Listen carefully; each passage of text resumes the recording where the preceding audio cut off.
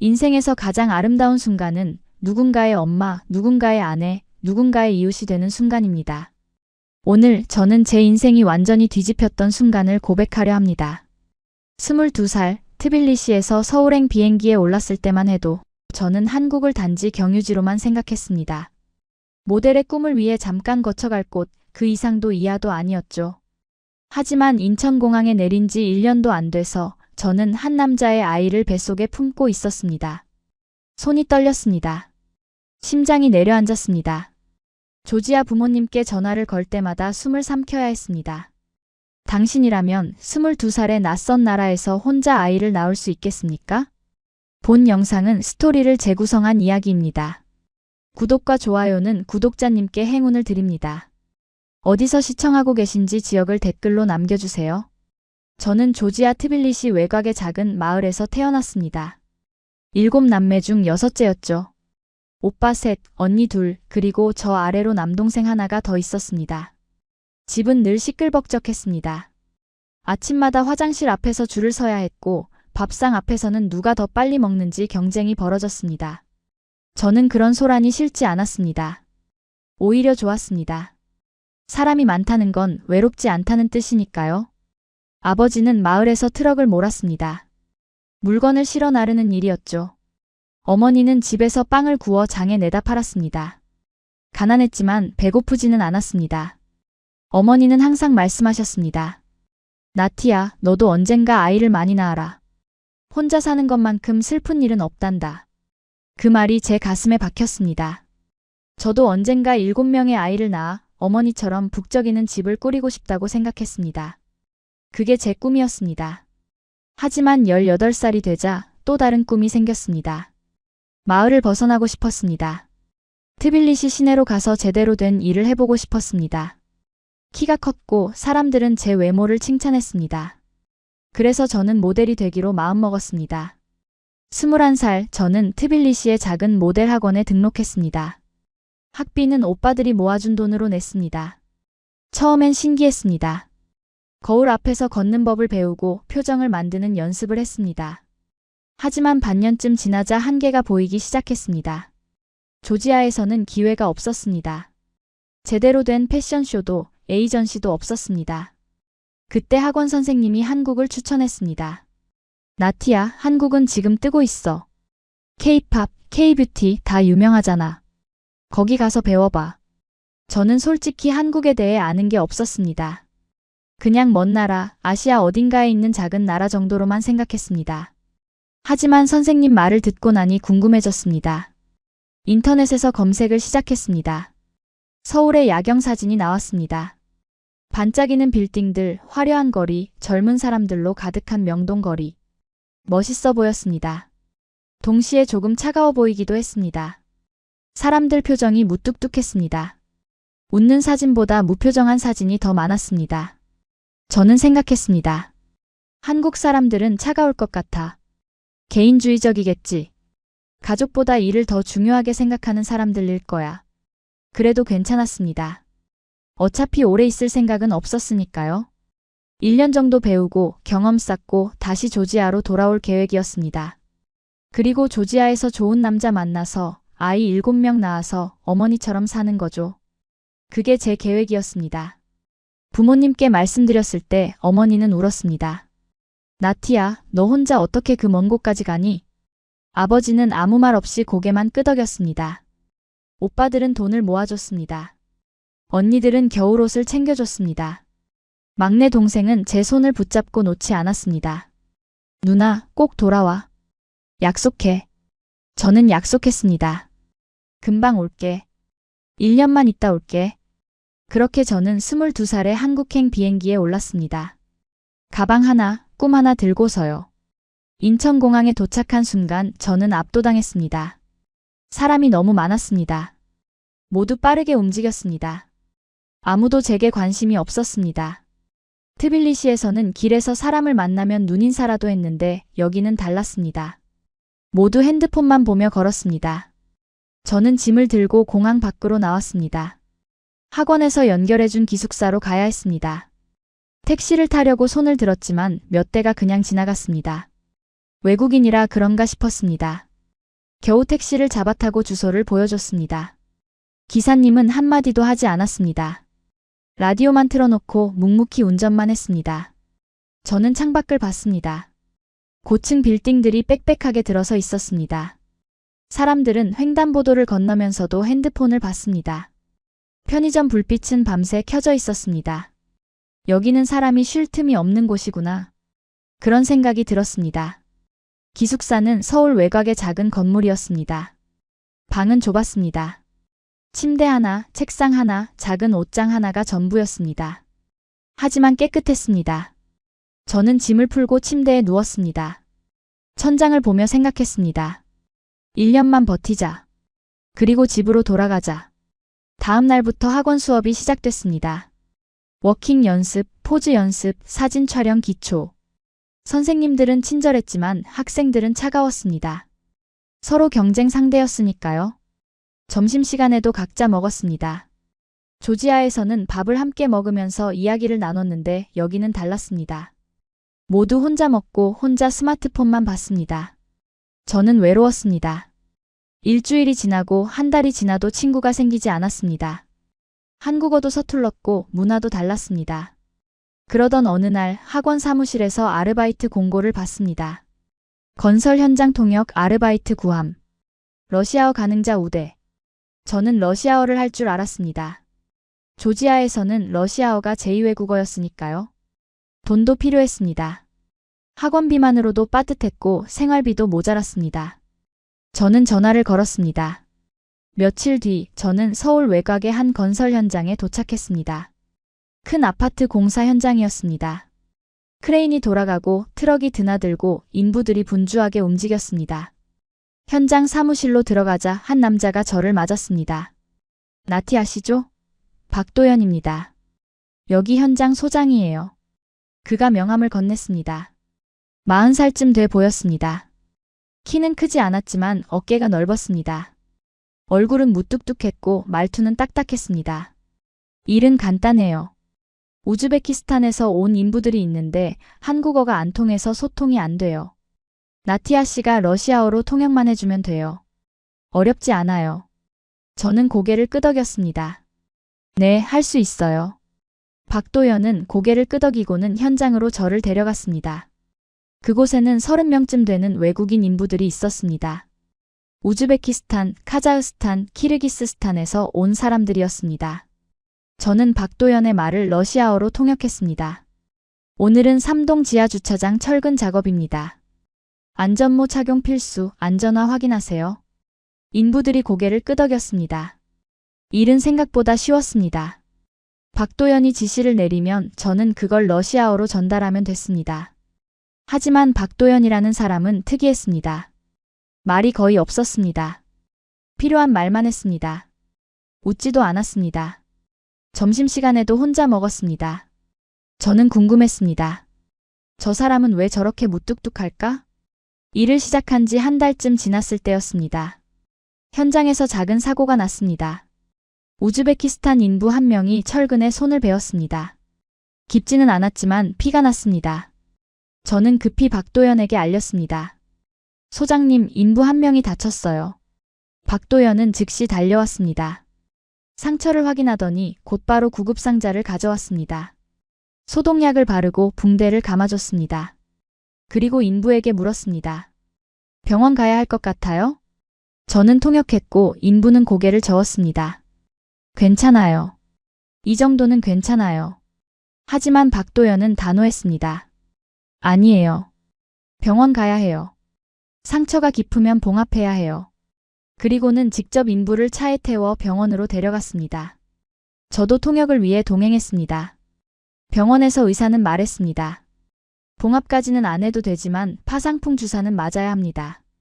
박도연은 치료비를 모두 냈습니다. 인부가 사양하려 했지만 박도연은 고집했습니다. 회사 돈이에요. 괜찮아요. 돌아오는 차 안에서 저는 물었습니다. 소장님은 왜 그렇게까지 하세요? 작은 상처인데?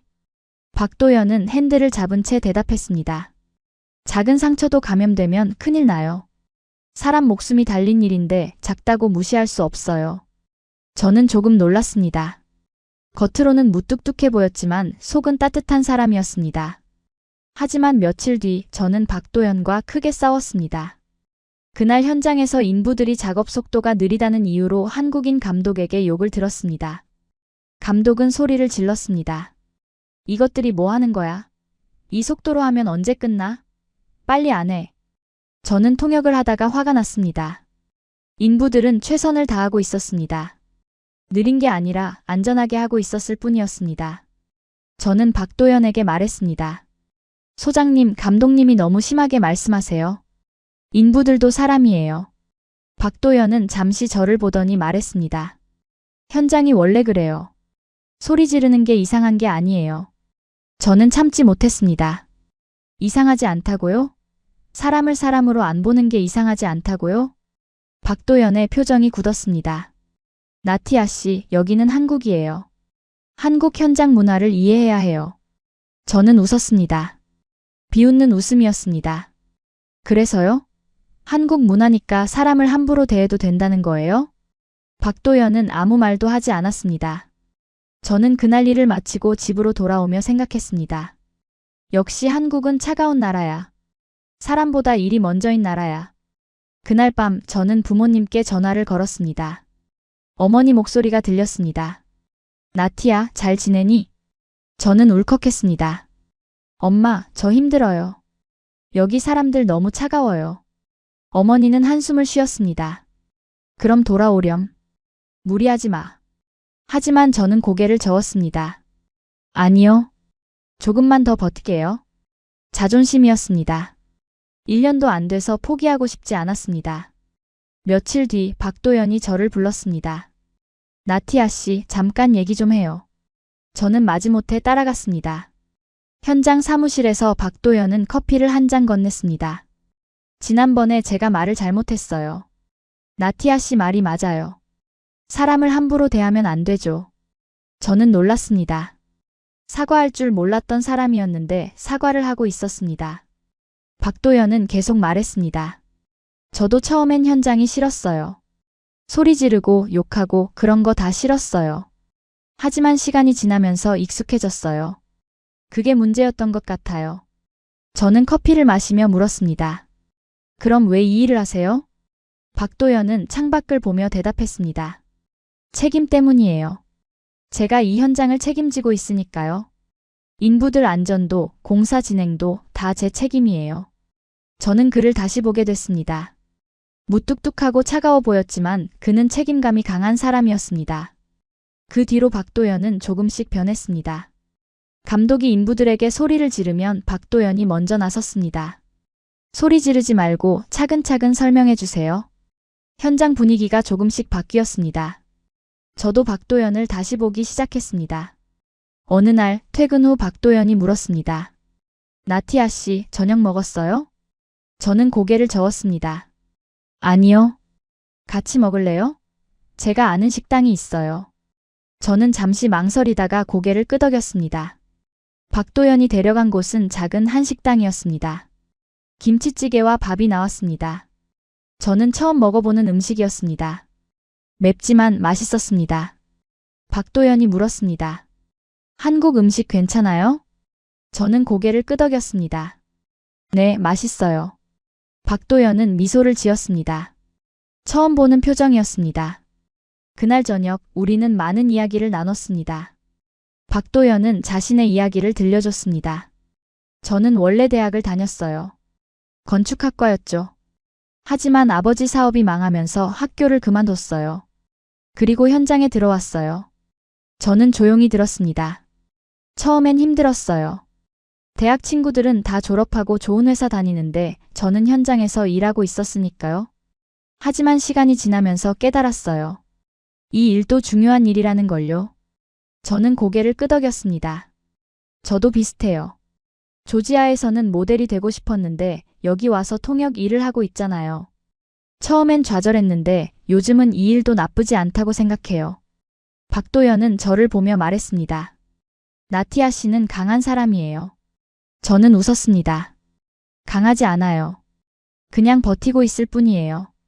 그날 밤 집으로 돌아오는 길에 저는 생각했습니다. 박도연은 나쁜 사람이 아니야. 오히려 좋은 사람일지도 몰라. 그 뒤로 박도연과 저는 자주 밥을 먹었습니다. 일주일에 한두 번 정도. 때로는 삼겹살을, 때로는 칼국수를, 때로는 떡볶이를 먹었습니다. 저는 한국 음식에 익숙해졌습니다. 김치도, 고추장도 다 좋아하게 됐습니다. 박도연은 제게 한국 문화를 알려줬습니다. 어느 날 박도연이 물었습니다. 나티아 씨는 가족이 그립지 않아요? 저는 고개를 끄덕였습니다. 그립죠. 매일 그리워요. 특히 막내 동생이요. 제가 떠날 때 울면서 손을 놓지 않았거든요. 박도연은 조용히 들었습니다. 저는 계속 말했습니다. 저는 7남매예요. 항상 집이 시끌벅적했죠. 하지만 그게 좋았어요. 혼자 있는 게 싫었거든요. 그래서 저도 언젠가 아이를 많이 낳고 싶어요. 박도연은 미소를 지었습니다. 좋은 꿈이네요. 저는 물었습니다. 소장님은요? 결혼 안 하세요? 박도연은 잠시 말이 없었습니다. 그리고 천천히 입을 열었습니다. 저는 결혼할 생각이 없었어요. 집안 형편도 안 좋고 현장 일은 불규칙하고 여자 만날 시간도 없고요. 그냥 혼자 사는 게 편하다고 생각했어요. 저는 고개를 끄덕였습니다. 그런데요? 박도연은 저를 보며 말했습니다. 요즘은 생각이 조금 바뀌었어요. 그 순간 제 심장이 빨리 뛰었습니다. 저는 당황해서 물을 마셨습니다. 박도연은 아무 말 없이 미소만 지었습니다. 그날 밤 저는 잠을 이루지 못했습니다. 내가 왜 이러지? 왜 심장이 뛰는 거지? 저는 박도연을 좋아하고 있었습니다. 인정하기 싫었지만 사실이었습니다. 며칠 뒤 박도연이 저를 불렀습니다. 나티아 씨, 주말에 시간 있어요? 저는 고개를 끄덕였습니다. 네, 있어요. 같이 남산 갈래요? 서울 구경시켜주고 싶어요. 저는 얼굴이 뜨거워지는 걸 느꼈습니다. 네, 좋아요. 그 주말 우리는 남산에 올랐습니다. 서울타워가 보였습니다. 도시 전체가 한눈에 들어왔습니다. 박도연이 말했습니다. 저는 이 풍경을 볼 때마다 생각해요. 저 건물 하나하나가 누군가의 집이고 누군가의 일터라는 걸요. 그리고 그걸 만드는데 제가 조금이라도 기여했다는 게 자랑스러워요. 저는 박도연을 보았습니다. 그는 도시를 보며 미소 짓고 있었습니다. 저는 그때 확신했습니다. 나는 이 사람을 사랑하고 있어. 남산에서 내려와 우리는 명동거리를 걸었습니다. 사람들로 붐볐습니다. 박도연이 제 손을 잡았습니다. 처음이었습니다. 제 심장이 빨리 뛰었습니다. 박도연은 아무렇지 않게 손을 잡고 걸었습니다. 저는 그 손의 따뜻함이 좋았습니다. 우리는 청계천으로 갔습니다. 물소리가 들렸습니다. 사람들이 산책을 하고 있었습니다. 박도연이 말했습니다. 나티아 씨, 한국에 대해 어떻게 생각해요? 솔직하게 말해줘요. 저는 잠시 생각했습니다. 처음엔 차갑다고 생각했어요. 사람들이 무표정하고 서로 관심이 없는 것처럼 보였어요. 하지만 요즘은 생각이 바뀌었어요. 어떻게요? 한국 사람들은 겉으로는 무뚝뚝하지만 속은 따뜻해요. 소장님처럼요. 처음엔 무섭고 차가워 보였는데 알고 보니 책임감 강하고 따뜻한 사람이었잖아요. 박도연은 웃었습니다. 그날 밤 박도연은 저를 집까지 바래다 줬습니다. 기숙사 앞에서 박도연이 말했습니다. 나티아 씨, 저는 나티아 씨를 좋아하는 것 같아요. 제 심장이 멈췄습니다. 박도연은 계속 말했습니다. 처음엔 그냥 좋은 동료라고 생각했어요. 하지만 시간이 지나면서 나티아 씨 없는 하루가 상상이 안 되더라고요. 매일 아침 현장에서 나티아 씨를 기다리고 퇴근하면 나티아 씨 생각을 해요. 저는 눈물이 날 것 같았습니다. 저도요. 정말요? 저는 고개를 끄덕였습니다. 저도 소장님을 좋아해요. 많이요. 박도연은 미소를 지었습니다. 그리고 천천히 제게 다가왔습니다. 우리는 처음으로 키스를 했습니다. 부드럽고 따뜻한 키스였습니다. 그 순간 저는 세상 모든 것이 멈춘 것 같았습니다. 그날 저녁 박도연은 저를 자신의 집으로 초대했습니다. 제가 요리할게요. 한국 음식 배우고 싶다고 했잖아요. 저는 조금 망설였지만 결국 따라갔습니다. 박도연의 집은 작은 원룸이었습니다. 깔끔하게 정리돼 있었습니다. 책상 위에는 건축 관련 책들이 놓여 있었습니다. 박도연은 부엌으로 가서 요리를 시작했습니다. 된장찌개였습니다. 저는 옆에서 지켜봤습니다. 저녁을 먹으며 우리는 이야기를 나눴습니다. 박도연이 물었습니다. 나티아 씨는 한국에 얼마나 더 있을 거예요? 저는 잠시 망설였습니다. 원래는 1년만 있으려고 했어요. 하지만 요즘은 잘 모르겠어요. 박도연은 저를 보았습니다. 왜요? 저는 솔직하게 말했습니다. 마음이 흔들려서요. 박도연은 숟가락을 내려놓았습니다. 나티아 씨. 네. 저는 나티아 씨를 좋아해요. 많이요. 저는 눈물이 났습니다. 저도요. 박도연이 일어나 제 손을 잡았습니다. 나티아, 저와 함께 해줄래요? 저는 고개를 끄덕였습니다. 그날 밤 우리는 서로를 안았습니다. 그리고 사랑을 나눴습니다. 저는 그 순간 세상 모든 것이 멈춘 것 같았습니다. 박도연의 품 안에서 저는 처음으로 안정감을 느꼈습니다. 이 사람과 함께라면 어디든 괜찮을 것 같아. 2달 뒤 저는 이상한 느낌을 받았습니다. 생리가 늦어지고 있었습니다. 처음에는 스트레스 때문이라고 생각했습니다. 하지만 일주일이 지나고 2주일이 지나도 생리가 없었습니다. 가슴도 아팠습니다. 피곤함도 심했습니다. 저는 약국에 가서 임신 테스트기를 샀습니다. 손이 떨렸습니다. 화장실에서 테스트를 했습니다. 2줄이 나타났습니다. 양성이었습니다. 저는 주저앉았습니다. 임신이라니. 패닉이 왔습니다. 저는 22살이었습니다. 결혼도 하지 않았습니다. 부모님은 한국에 없었습니다. 박도연과는 사귄 지 겨우 2달밖에 안 됐습니다. 며칠 동안 저는 아무것도 할 수 없었습니다. 현장에도 안 갔습니다. 박도연이 전화를 했습니다. 나티야, 어디야? 왜 안 와? 저는 거짓말을 했습니다. 아파요. 감기 걸린 것 같아요. 일주일 뒤 저는 용기를 냈습니다. 박도연에게 말해야 한다고 생각했습니다. 소장님, 할 말이 있어요. 박도연은 저를 보았습니다. 뭔데요? 저는 눈물이 났습니다. 저 임신했어요. 박도연의 표정이 굳었습니다. 몇 초간 침묵이 흘렀습니다. 하지만 박도연은 다가와서 저를 안았습니다. 나티야, 괜찮아. 우리 함께 해결하자. 저는 울었습니다. 박도연은 고개를 저었습니다. 아니야. 우리 둘 다 책임이 있어. 그리고 이건 책임의 문제가 아니야.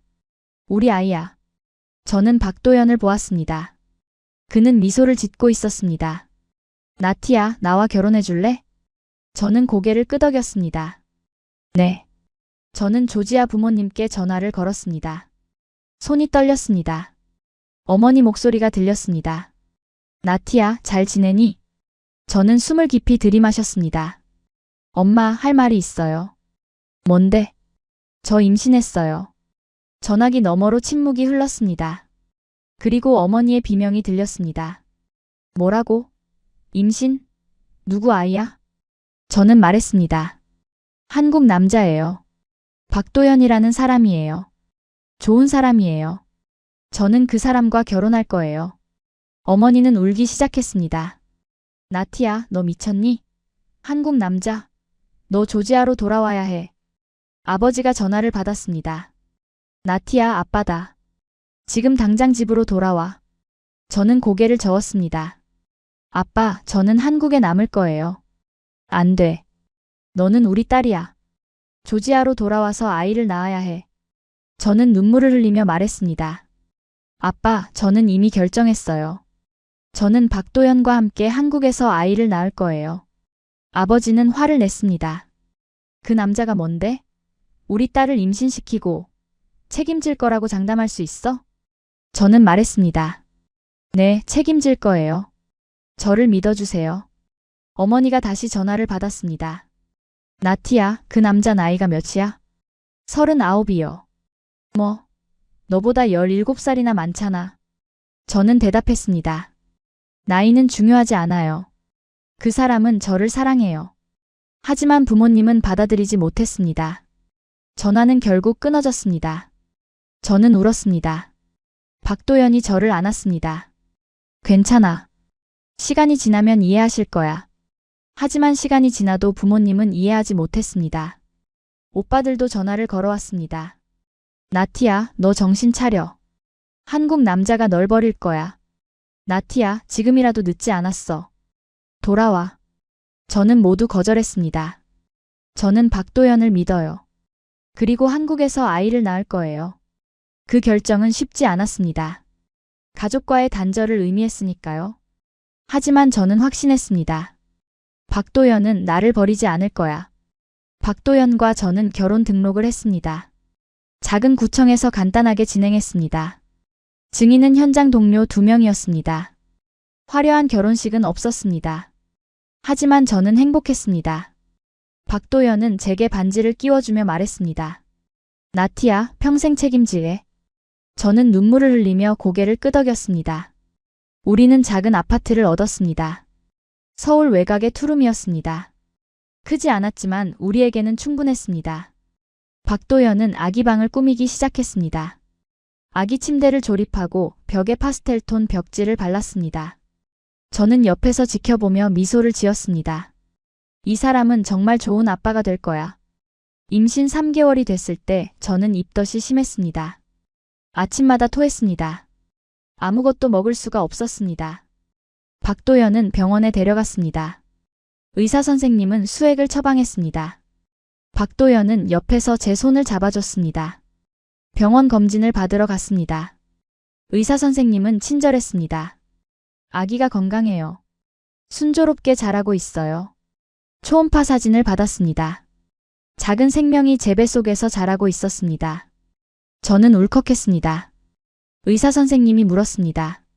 성별 알고 싶으세요? 저는 박도연을 봤습니다. 박도연은 고개를 끄덕였습니다. 의사 선생님이 말했습니다. 딸이에요. 건강한 여자아기예요. 저는 눈물을 흘렸습니다. 딸이래요. 우리 딸. 박도연도 눈시울이 붉어졌습니다. 딸이구나. 한국 생활은 여전히 낯설었습니다. 하지만 사람들은 따뜻했습니다. 어느 날 마트에서 장을 보다가 한국 할머니가 말을 걸었습니다. 아이고, 배가 많이 부르네. 몇 개월이야? 저는 서툰 한국어로 대답했습니다. 7개월이요. 할머니는 웃었습니다. 첫째야? 네. 할머니는 제 배를 쓰다듬었습니다. 건강하게 낳아라. 아기가 복덩이다.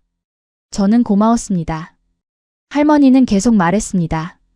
외국 사람이지? 힘들지? 시어머니는 안 계셔? 저는 조금 슬퍼졌습니다. 안 계세요. 돌아가셨어요. 할머니는 안타까워했습니다. 아이고, 그럼 더 힘들겠네.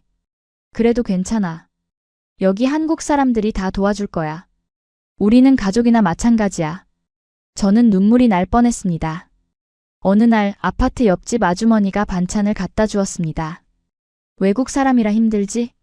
이거 먹어. 임산부한테 좋아. 김치, 미역국, 나물이었습니다. 저는 눈물이 날 뻔했습니다. 감사합니다. 아주머니는 웃으며 말했습니다. 우리 이웃이잖아. 뭐든 필요한 거 있으면 말해. 아기 낳으면 내가 미역국 끓여줄게. 저는 정말 고마웠습니다. 그날 저는 깨달았습니다. 한국은 차가운 나라가 아니야. 사람들이 서로 챙겨주는 따뜻한 나라야. 출산일이 다가왔습니다. 저는 긴장했습니다. 부모님 없이 아이를 낳는다는 게 두려웠습니다. 하지만 박도연이 곁에 있었습니다. 나티야, 걱정하지 마. 내가 옆에 있을게. 출산 당일 저는 진통이 왔습니다. 새벽 3시였습니다. 박도연은 잠에서 깨어 급히 차를 몰았습니다. 병원으로 갔습니다. 박도연은 제 손을 꼭 잡아줬습니다. 힘내. 조금만 참아. 진통이 점점 심해졌습니다. 저는 비명을 질렀습니다. 아파요. 박도연은 제 이마를 닦아줬습니다. 조금만 참아. 곧 끝나. 12시간의 진통 끝에 아기가 태어났습니다. 여자아이였습니다. 울음소리가 들렸습니다. 저는 울었습니다. 우리 딸이야. 우리 딸. 박도연도 울고 있었습니다. 고생했어. 정말 고생했어. 아기를 처음 안았을 때 저는 세상 모든 것을 얻은 기분이었습니다. 작고 따뜻한 생명. 제 품 안에 있는 제 딸. 이 아이를 위해서라도 나는 잘 살아야 해. 간호사가 말했습니다. 축하드려요. 건강한 아기예요. 몸무게 3.2kg이에요. 박도연은 아기를 안아봤습니다. 서툴렀지만 조심스럽게 안았습니다. 우리 민서. 아빠야. 아기 이름은 민서로 지었습니다. 박도연이 지은 이름이었습니다. 민서는 민첩하고 상서로운 아이라는 뜻이야. 저는 마음에 들었습니다. 민서는 건강하게 자랐습니다. 밤마다 울어서 힘들었지만 행복했습니다. 박도연은 좋은 아빠였습니다. 퇴근하면 민서를 안고 기저귀를 갈고 분유를 먹였습니다. 저는 그런 박도연을 보며 생각했습니다. 이 사람을 선택하길 정말 잘했어. 하지만 조지아 부모님과는 여전히 연락이 끊긴 상태였습니다. 저는 민서 사진을 보내며 메시지를 남겼습니다. 엄마, 아빠, 이게 당신들의 손녀예요. 민서예요. 건강하게 태어났어요. 하지만 답장은 없었습니다. 저는 슬펐습니다. 박도연이 위로해줬습니다. 시간이 지나면 마음이 풀릴 거야. 민서가 돌이 됐을 때 우리는 작은 돌잔치를 열었습니다. 현장 동료들과 아파트 이웃들이 왔습니다. 민서는 돌잡이에서 마이크를 잡았습니다. 다들 웃었습니다. 아이고, 가수 되겠네.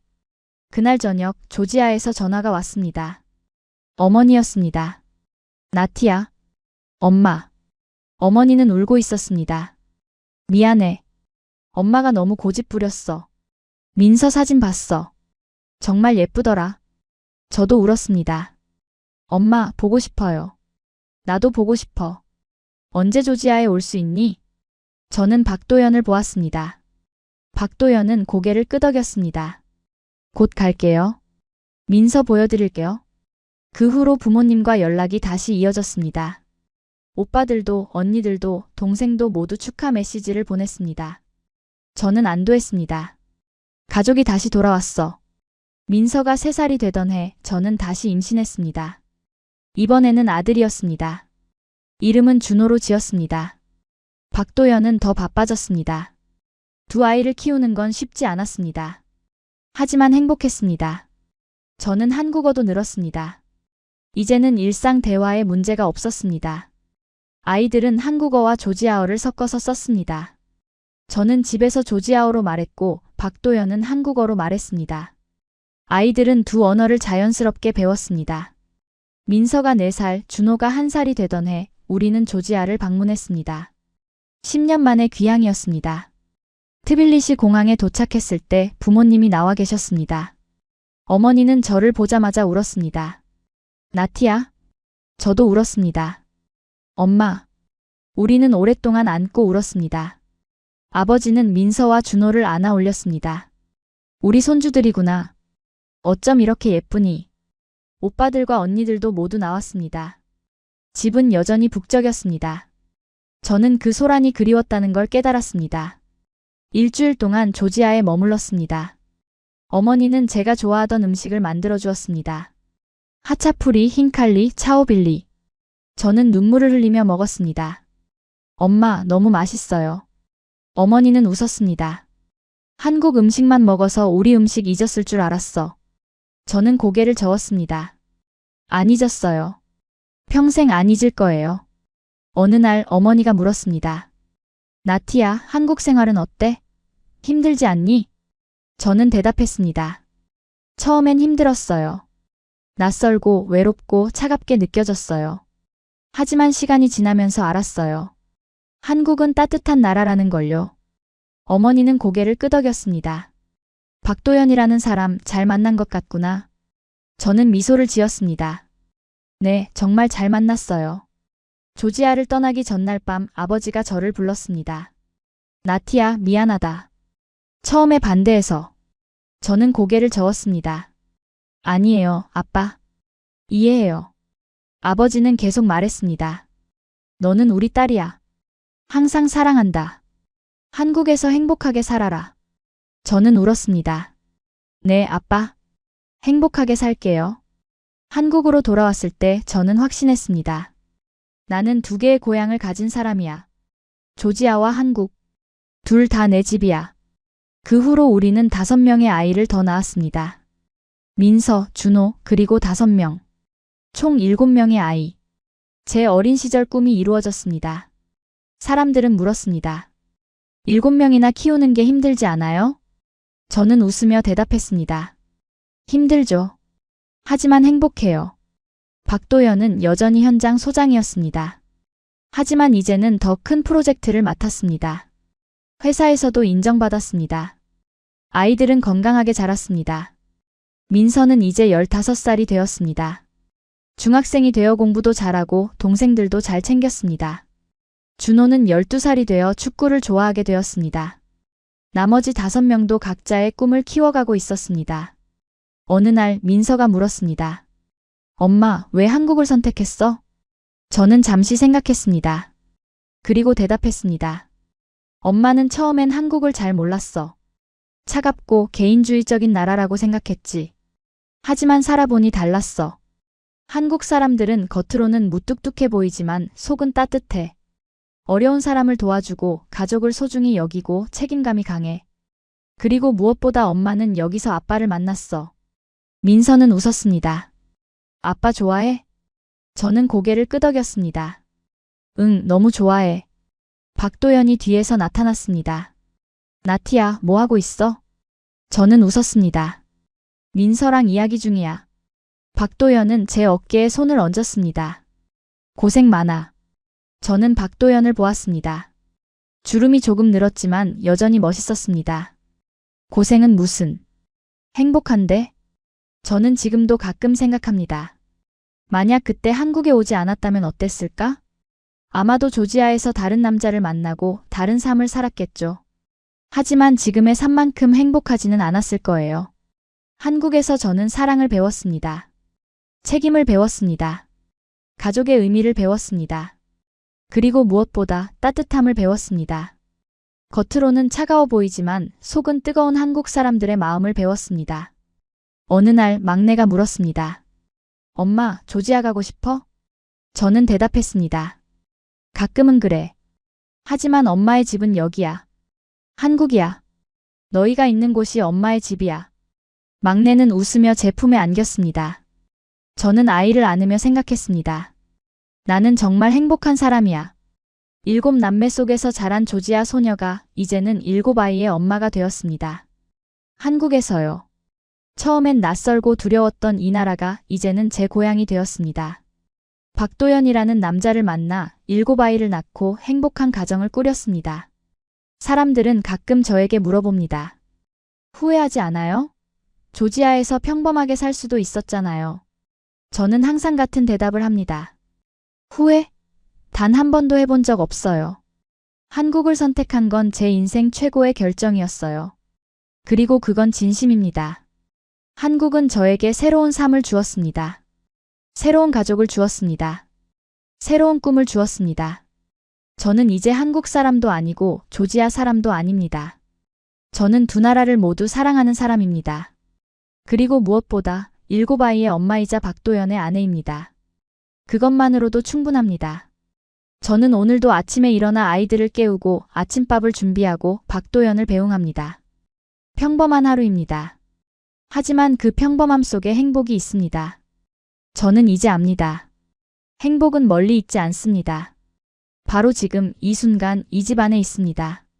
그리고 저는 그 행복을 평생 지키고 싶습니다. 감사합니다, 한국. 저에게 사랑과 가족과 행복을 주셔서. 감사합니다, 박도연. 저를 믿어주고 사랑해주고 평생 함께 해주셔서. 감사합니다, 우리 7 아이들. 엄마를 엄마로 만들어줘서. 저는 오늘도 행복합니다. 그리고 내일도 모레도 평생 행복할 것입니다. 이것이 제 이야기입니다. 조지아에서 온 나티아가 한국에서 찾은 행복의 이야기입니다. 오늘 아침 저는 평소처럼 새벽 5시에 일어났습니다. 부엌으로 가서 밥을 짓고 국을 끓였습니다. 7 아이의 아침 도시락을 준비했습니다. 민서는 김밥을 좋아하고 준호는 주먹밥을 좋아합니다. 셋째 지은이는 계란말이를, 넷째 하윤이는 소시지를 좋아하죠.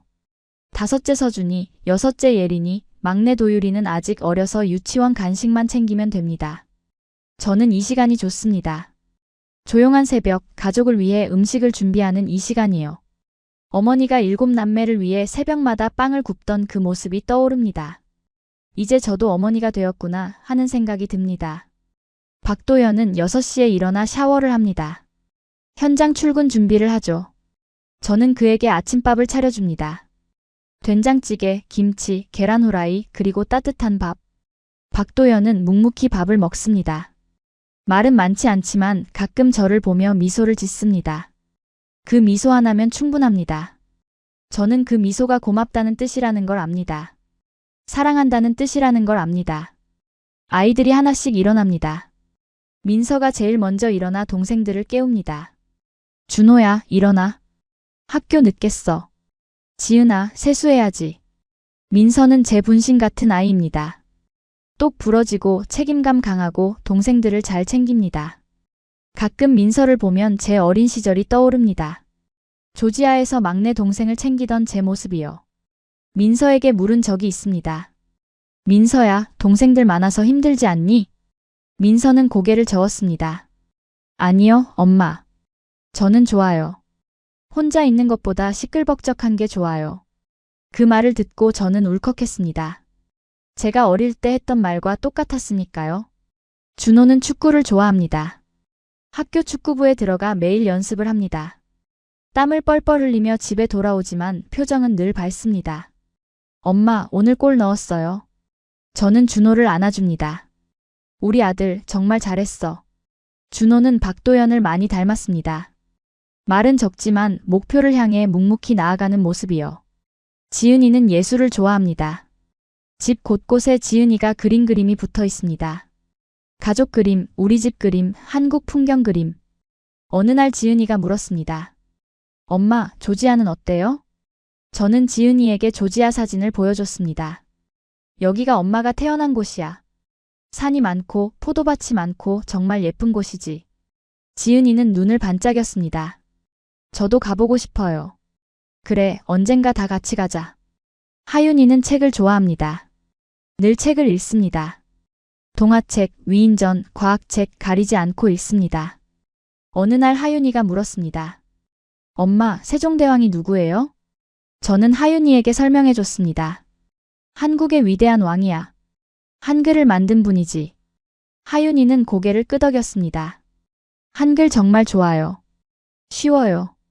저는 웃었습니다. 저도 한글을 배우면서 그렇게 생각했으니까요.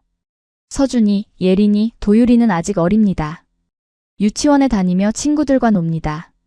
셋이 함께 놀 때가 많습니다. 오빠, 같이 놀자. 언니, 이거 봐. 도유라, 이리 와. 시끌벅적합니다. 하지만 저는 이 소리가 좋습니다. 생명의 소리, 행복의 소리니까요. 박도연은 퇴근 후 늘 아이들과 시간을 보냅니다. 준호와 축구를 하거나 서준이와 레고를 만들거나 예린이와 그림을 그립니다. 저는 그 모습을 보며 생각합니다. 정말 좋은 아빠야.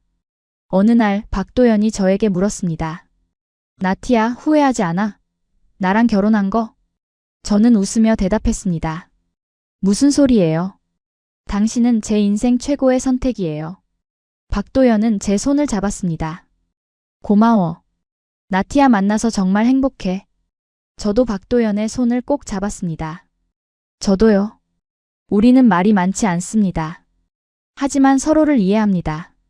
눈빛만 봐도 손만 잡아도 서로의 마음을 압니다. 이것이 사랑이라는 걸 저는 이제 압니다. 아파트 이웃 할머니들은 저를 많이 도와주십니다. 옆집 할머니는 가끔 반찬을 갖다 주십니다. 나티아야, 이거 먹어. 애들한테 좋아. 위층 할머니는 아이들을 봐주십니다. 내가 잠깐 봐줄게. 너 좀 쉬어. 아래층 할머니는 한국 요리를 가르쳐 주십니다. 나티야, 잡채는 이렇게 만드는 거야. 저는 이 할머니들이 진짜 시어머니 같습니다. 박도연의 부모님은 일찍 돌아가셨지만 한국의 어른들이 저를 딸처럼 대해주십니다. 어느 날 옆집 할머니가 말씀하셨습니다. 나티야, 너 정말 대단해. 7명을 키우다니. 저는 고개를 저었습니다. 할머니 덕분이에요. 할머니가 안 계셨으면 저 못했을 거예요. 할머니는 웃으셨습니다. 뭘, 우리는 원래 이래. 이웃이 가족이지. 그 말을 듣고 저는 또 눈물이 났습니다. 한국은 정말 따뜻한 나라입니다. 겉으로는 바쁘고 차가워 보이지만 속은 정말 따뜻합니다. 저는 이제 한국 사람들의 마음을 압니다. 말로 표현하지 않아도 행동으로 보여주는 사랑을요. 저는 가끔 조지아 부모님께 영상통화를 합니다. 아이들을 보여드리죠. 할머니, 할아버지. 아이들이 화면에 대고 손을 흔듭니다. 어머니는 늘 우십니다. 아이고, 우리 손주들. 많이 컸네. 아버지는 묵묵히 웃으십니다. 나티야, 잘 지내고 있구나. 저는 대답합니다. 네, 아빠. 정말 행복해요. 어머니가 물으십니다. 한국 생활은 어때? 저는 진심으로 대답합니다. 정말 좋아요, 엄마. 여기 사람들이 저를 가족처럼 대해줘요. 어머니는 안도하십니다.